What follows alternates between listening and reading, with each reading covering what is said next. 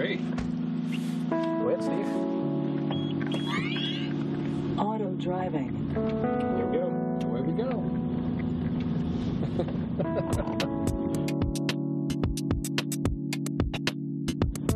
Look, Mom, no hands. No hands anywhere. No hands, no feet. Car's using radars and laser to check and make sure there's nothing coming. Anybody up for a taco?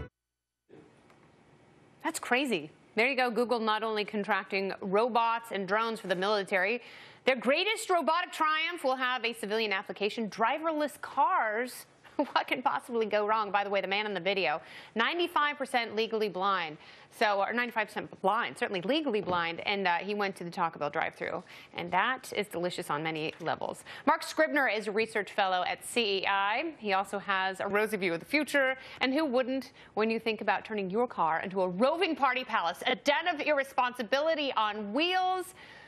The one way it can be screwed up is if lawmakers start regulating everything before these get going. So, Mark, tell me about the exciting technology that is driverless cars. Well, thank you for having me. So basically, you know, we've had ideas. We've had these sort of visionaries going back to the 1920s, 1930s, talking about this, but only till recently, really the past 15 years, have we had viable technology. Basically how it works is you have a variety of sensors that 3D real-time map the environment. So it's able to respond to people, to cars, to objects in the path of the vehicle, and then the vehicle makes decisions rather than the driver.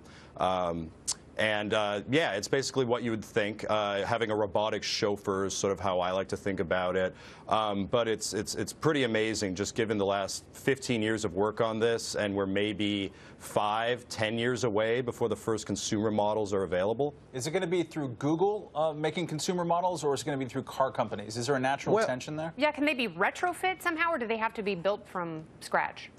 So there's sort of two different issues there. One, I think a lot of people, you know, I don't think many people think, rather, that that Google is going to start manufacturing automobiles, having physical plants and things like that. It'd be more like they would contract with original equipment manufacturers who do that sort of thing. So Google may well just provide the software, and that's fine. It's just a question of how, you know, third-party modification, which is what you sort of just brought up, that brings into all sorts of different liability issues. Who's responsible for when the various that's my next question, because when one of these things crashes into a crowd of people standing in front of a nightclub, who's to blame? Right, and that's obviously probably the biggest fear for the developers right now, something like that happening.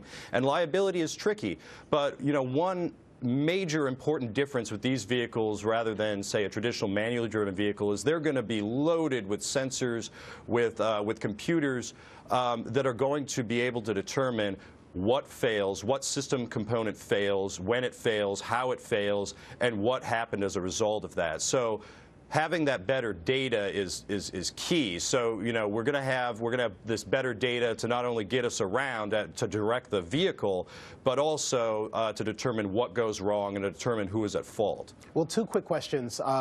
Obstacles to actually getting this technology on the road. I think the Google car, I saw the price is somewhere around $300,000. It does not seem like something the average person can afford. Also, do we need to do any sort of retrofitting for the highways and byways so that people can use these things on the road? Yeah, and if you would ask, it depends on who you'd ask. So right now, yeah, they're very expensive. The LiDAR equipment, which is sort of the laser array that goes on top, right now, those are about $100 grand a pop. So getting that major sensor component down in price is key to rolling these out to consumers. In terms of sort of roadside infrastructure or in-road infrastructure, if you talk to the developers at Google or Bosch, companies like that who are actually, you know, building these things, they would say, no, we want to have completely autonomous vehicles, independent of one another.